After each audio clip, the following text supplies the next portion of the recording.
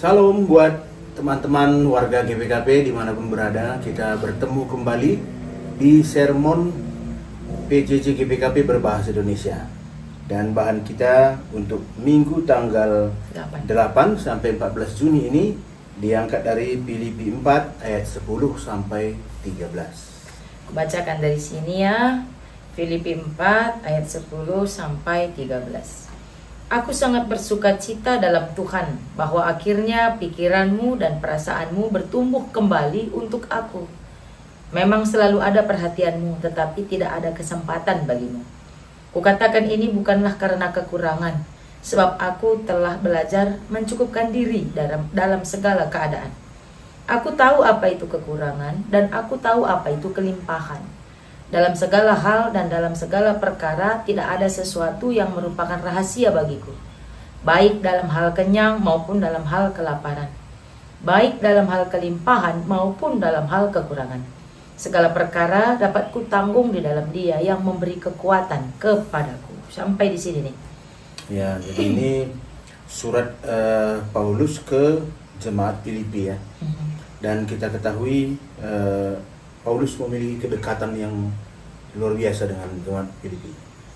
Karena memang jemaat Filipi ini setia memenuhi kebutuhan Paulus dan pelayanan. Jadi bertahun-tahun Paulus melayani. Salah satu jemaat yang memenuhi kebutuhan Paulus itu Filipi. Jadi Filipi itu selalu mengirim uang sebagai bentuk bantuan untuk penginjilan Paulus. Jadi kalau kita lihat tadi di awal bahan kita ayat 10 tadi, karena Paulus di penjara lah bantuan itu berhenti. Bukan karena mereka tidak mau menolong Paulus atau mau berpartisipasi dalam pelayanan Paulus, tapi karena Paulus di penjara lah makanya bantuan itu terhenti. Tidak ada kesempatan bagimu ya. Jadi bukan karena mereka melupakan Paulus. Dan Paulus mengerti itu betapa mendalamnya cinta jemaat Filipi kepada Paulus. Dan kalau kita perhatikan surat Filipi ini itu semua ucapan syukur kan. Ucapan syukur Paulus. Aku bersyukur kepada Allahku setiap kali aku mengingat kamu. Itu yang Paulus ucapkan misalnya di awal kan. Filipi 1 ayat 3. Jadi betul-betul di akhir hidup Paulus kan sebenarnya kita lihat penafsir bahwa Paulus sebentar lagi akan mati dan dia tahu itu. Justru di saat-saat terakhir kehidupannya, detik-detik terakhir kehidupannya, dia mengenang kembali jemaat-jemaat yang sangat mencintainya. Itu menjadi penghiburan baginya. Nah itu menghiburkan dia. Mungkin jadi apa ya, merasa nggak sia-sia selama ini ya, ternyata ada juga yang menolong dia gitu. Padahal ada buahnya kok. Iya, pada sisi lain kan musuh Paulus juga banyak kan. Apalagi dari kalangan orang-orang Yahudi yang pernah bersama-sama Paulus melawan kekristenan. Jadi di tengah-tengah tekanan, di tengah-tengah banyaknya musuh, di tengah-tengah situasi ketika Paulus di penjara, satu hiburan yang menyembuhkan dia adalah mengenang jemaat Filipi ini. Mungkin juga nanti kita akan alami itu juga kan, sebagai pendeta ketika nanti masa pelayanan ini berakhir. Kalau aku kan 15 tahun lagi, masih panjang juga. Nggak terasa itu tiga kali pindah lagi aku pensiun. Jadi mungkin setelah pensiun nanti yang menjadi kenangan menyembuhkan itu kan jemaat-jemaat yang pernah kita layani dulu kan gitu kan. Namun kalau kita perhatikan tema kita hari ini, relajar ibas kekurangan ras kelebihan, dengan topik keugaharian. Sebenarnya topik keugaharian ini bahasa yang jarang juga kita gunakan. Kesederhanaan kan. Walaupun maknanya begitu ya, apa adanya, sederhana.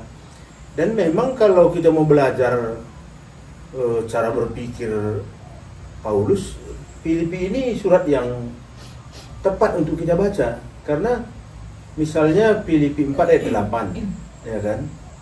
Ketika Paulus mengatakan, pikirkanlah segala sesuatu yang baik, segala sesuatu yang mulia, segala sesuatu yang benar, segala sesuatu yang patut dipuji. Dia mau bilang kalau hal-hal positif, pikirkanlah itu. Bagaimana mungkin seorang yang sedang dipenjara, mati lagi, hampir mati, dan dia tahu nasibnya akan mati, malah memiliki cara berpikir seperti itu. Apa yang membuat Paulus kemudian dapat artinya mencukupkan apapun yang ada padanya? Nah ini yang penting ini. Karena kalau kita misalnya lihat ya ajaran agama lain lah umpamanya, misalnya seperti Buddha. Buddha kan berkata begini, sumber dari segala penderitaan manusia itu adalah datangnya dari keinginan. Sepanjang kita masih memiliki keinginan, selama itulah kita masih menderita. Kita ingin dihormati, kita ingin disayangi, kita ingin didengar, kita ingin diperhatikan, kita ingin dipuji. Begitu itu nggak kita temukan, kita menderita. Atau kita menginginkan posisi, jabatan. Tapi kalau Paulus kan berusaha mencukupkan apa yang ada padanya. Dia belajar mencukupkan ketika dia menderita, dia belajar mencukupkan ketika dia berkelimpahan, dia mengerti arti kelaparan, dia mengerti arti kenyang, kan begitu yang kita baca di Filipi. Sehingga kemampuan Paulus mengelola pikirannya inilah membuat dia tenang menghadapi situasi atau badai yang luar biasa dalam pelayanan. Jadi kita perlu juga belajar keugaharian ini atau kesederhanaan ini dari Paulus. Kayaknya ini bukan kesederhanaan dari penampilan aja ya. Yang ku tangkap itu kesederhanaan pikiran. Iya, karena dari sederhana kali pikirannya loh. Dari pikiran itu semua persoalan datangnya. Iya, dia nggak mikirin siapa yang membenci dia malah menyembuhkan hatinya dengan memikirkan orang-orang jemaat-jemaat yang tetap menyayanginya. Dia tetap yakin kalau jemaatnya selalu mendoakan dia. Jadi dia sederhana kali mikirnya. Aku pernah merasakan kelimpahan. Aku juga tahu rasanya kekurangan. Ya jadi ya it's okay gitu. Iya. Enggak kok gini lah jadinya. Coba tadi begini. Jadi kan itu kan rumit ya. Ini sederhana sekali pikirannya. Iya, sekarang sedang menderita. Iya. Ya oke. Dapat kutanggung di dalam dia kok gitu. Penderitaan ini juga akan berakhir kan begitu kan. Karena memang kita kan sumber persoalan kita kan ketidakmampuan kita mengelola pikiran kita kan. Iya. Misalnya contoh begini, ada seorang kaya di Amerika pada masanya lah, namanya Howard Hughes. Waktu seorang wartawan bertanya kepada Hughes ini, karena dia orang kaya tapi masih merasa belum cukup. Lalu wartawan itu bertanya, berapa banyak uang lagi kah yang kau cari agar kau bahagia? Berapa banyak uang lagi? Tahu nggak jawabannya? Sedikit lagi. Begitu, sedikit lagi. Dia butuh sedikit lagi untuk bahagia. Dia sudah miliuner itu. Pada zamannya dia miliuner. Tapi dia merasa belum cukup. Dan dia merasa dia harus mencari sedikit lagi untuk menjadi bahagia. Dan begitu dia temukan yang sedikit itu, dia mencari sedikit lagi yang lain. Dan ternyata cara berpikir Howard Hughes ini menjadi cara berpikir banyak manusia. Dia tidak pernah merasa cukup. Nah, sementara kalau kita lihat falsafah Jawa lah misalnya kan, falsafah Jawa itu bilang begini, kita harus mencari kata cukup. Sepanjang kata cukup itu tidak ada, kita tetap menderita. Jadi misalnya kalau kita bicara soal uang, harus kita sampai kepada titik cukup. Karena kalau tidak ada kata cukup soal uang, soal harta, soal kesenangan, soal perhatian, tidak pernah ada kata cukup kalau kita tidak membuatnya begitu. Dan Paulus ini pasti telah menemukannya ketika dia berada di penjara. Dia sampai kepada titik dia merasa cukup begitu kan. Dia merasa puas dengan apa yang telah ia kerjakan. Dan cara berpikir Paulus juga yang membuat walaupun dia di penjara, dia tidak melihat penjara itu sebagai hukuman, tapi malah dia melihat penjara sebagai kesempatan untuk menginjil orang-orangnya di penjara. Mimbar model baru ya. Nah, dan mimbarnya itu intensif karena orang nggak bisa keluar kan. Artinya ada yang belum jelas bisa diskusi. Namanya dia berjam-jam, berhari-hari di dalam penjara itu kan. Berarti Paulus merasa oh ini kesempatan pemuritan, sehingga begitu Paulus keluar dia menghasilkan banyak orang-orang yang menjadi penginjil-penginjil di penjara. Nah, cara berpikir inilah yang mungkin disebut dengan salah satu bagian dari keubaharian itu kan. Artinya bagaimana kita berusaha untuk menikmati apa yang ada, mensyukuri apa yang mensyukuri ada ya. apa yang ada. Dan itulah penyakitnya masyarakat masa kini kan. Ketika ketidakpuasan itu kan di dalam bahasa India kan ada istilah duka itu kan, duka. Kalau duka dalam bahasa Indonesia kan artinya kesedihan. Tapi duka dalam bahasa India itu artinya ketidakpuasan. Dan orang India berkata sumber dari segala persoalan kita adalah ketidakpuasan. Sesungguhnya sangat banyak jemaat kita yang mengalaminya. Tidak puas dengan pencapaiannya, tidak puas dengan pekerjaannya, profesinya, tidak puas dengan teman hidupnya, tidak puas dengan orang tuanya, tidak puas dengan anaknya, tidak puas dengan gerejanya, tidak puas dengan banyak hal sehingga dia menderita. Dengan pengurus PJJ-nya. Ya, tidak puas dengan dirinya sendiri. Bahkan tidak puas dengan dirinya sendiri. Sehingga kemudian yang ada dalam hatinya hanyalah kemarahan. Jadi kalau tidak puas dengan diri sendiri ya terakhir kita nggak merasa bersyukur lah. Tidak ada rasa bersyukur karena jadi menderita terus dong. Menderita terus. Sayangnya ada orang yang demikian sampai ujung hidupnya. Banyak loh nih. Banyak. Karena memang gimana ya, pikiran manusia itu pasti begitu. Jadi sebenarnya pikiran untuk berpikir sederhana ini perlu dilatih sebenarnya. Enggak hanya untuk didiskusikan di PJJ, tapi dilatih. Saat kena macet, nah itu ngapain? Bagaimana kita melatih pikiran kita? Karena memang latihan itu perlu ya. Karena kan latihan kan menurut para ahli neuroscience itu kan latihan itu membentuk pola-pola tertentu. Misalnya seorang juara bulu tangkis yang sudah menerima penghargaan atau medali emas pun masih membutuhkan latihan. Kenapa dia latihan? Karena ketika dia latihan ada pola-pola tertentu yang ia masukkan ke otaknya kan. Misalnya ada bola, kalau bolanya melengkung dari sini, gerakan apa yang harus dilakukan untuk menghadapinya. Kalau bolanya dari atas melambung, apa yang harus dilakukan. Kalau dari bawah bagaimana. Jadi segala gerakan datangnya bola sudah tertanam di otaknya, sehingga ketika pertandingan sebenarnya terjadi, sepersekian detik tubuhnya refleks membentuk. Misalnya kalau bola musuh datang melingkar begini, bagaimana menghadapinya itu cepat, sehingga kita melihat dia sangat tangkas kan. Jadi latihan itu membuat kita tangkas. Rupanya latihan bersyukur ini juga perlu dilakukan. Iya. Kalau tidak, kita nggak tangkas menghadapinya. Sama kayak yang dibilang ahli kesehatan kan gitu juga. Otot tubuh kita ini harus dilatih, kaki juga terutama harus dilatih, sering berjalan. Karena semakin bertambah usia, tubuh tidak dilatih, otot hilang. Iya, otot akan hilang. Sehingga tidak ada kekuatan sama sekali ya. Semua harus dilatih, tubuh dilatih, pikiran dilatih, berbicara pun dilatih ya.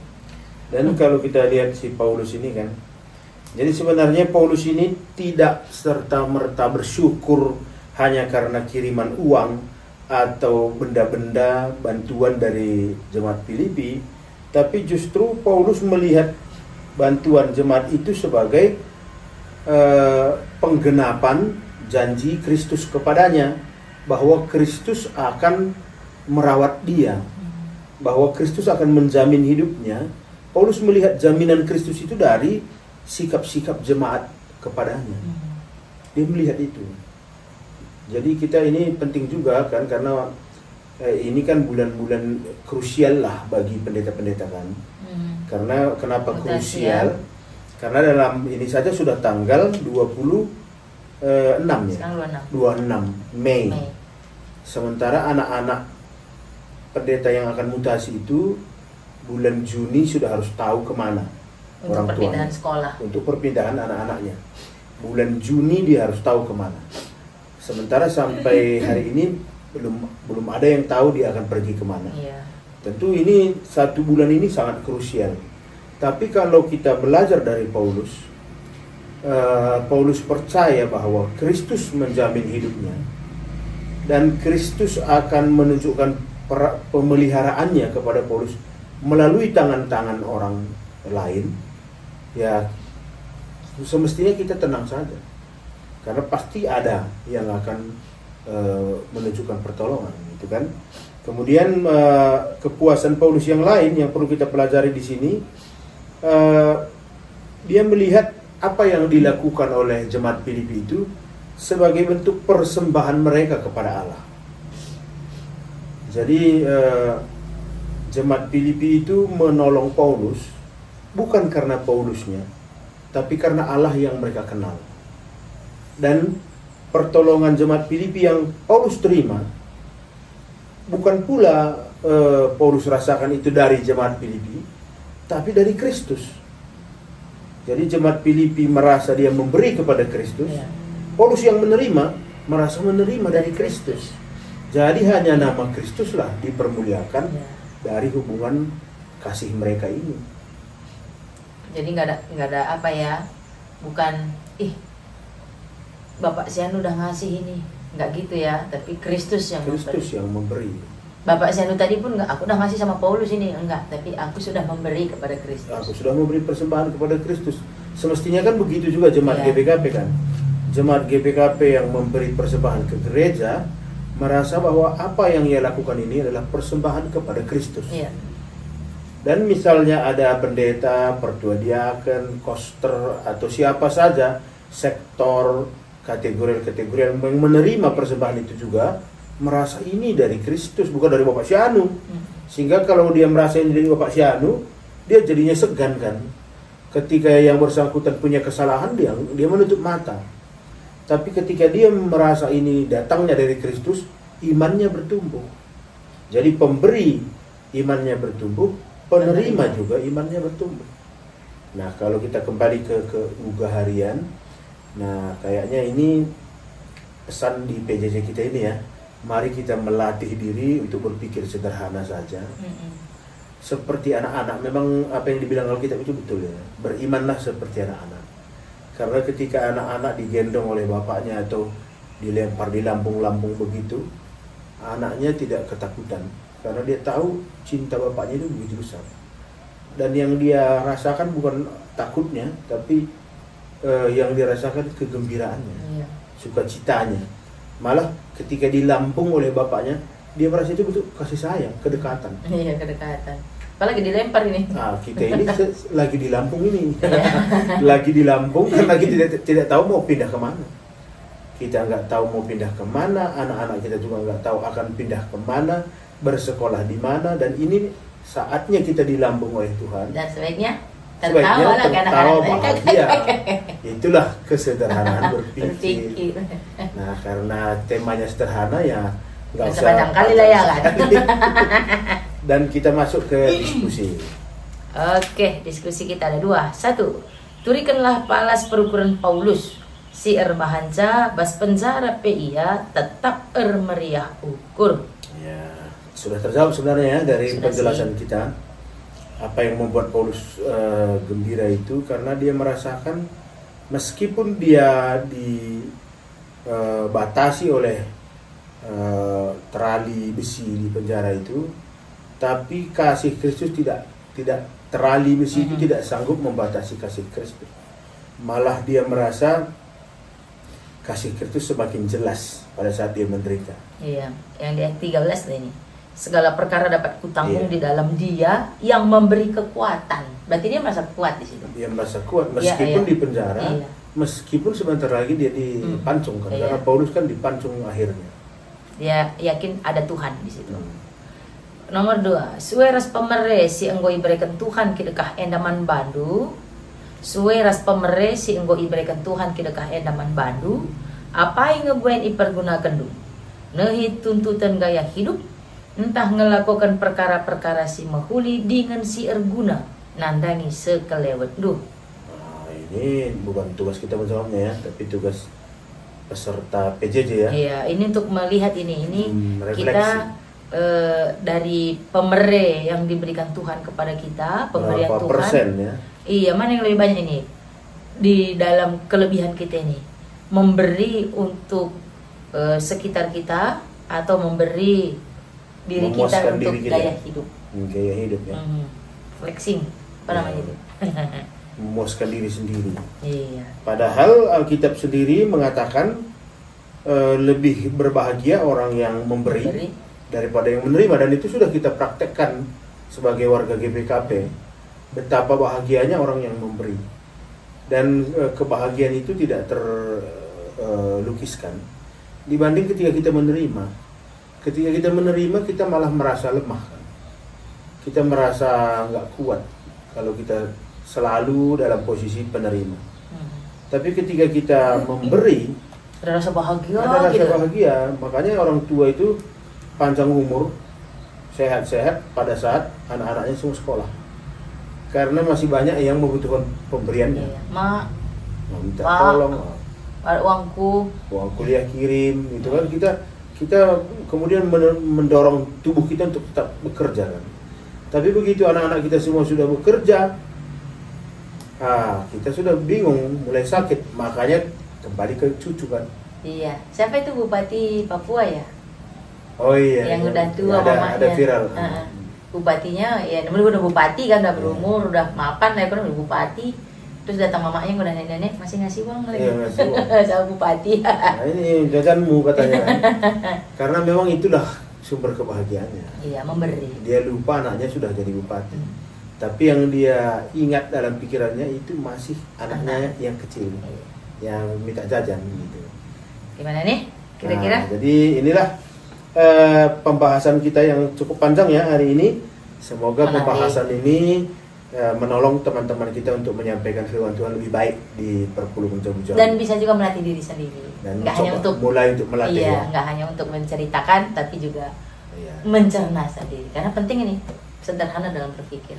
Dan kami mengundang teman-teman untuk tetap mengikuti sermon-sermon berbahasa Indonesia pada minggu-minggu yang akan datang. Di akhir pertemuan kita kami mengucapkan selamat melayani bagi kita sekalian, menjuah-juah Man Bandung. Kam, pendeta? Saya pendeta Sinar Rahagan Tabarus. Aku pendeta Novika Pidam. Ya, menjuah-juah Man Banten. Ngejua-jua.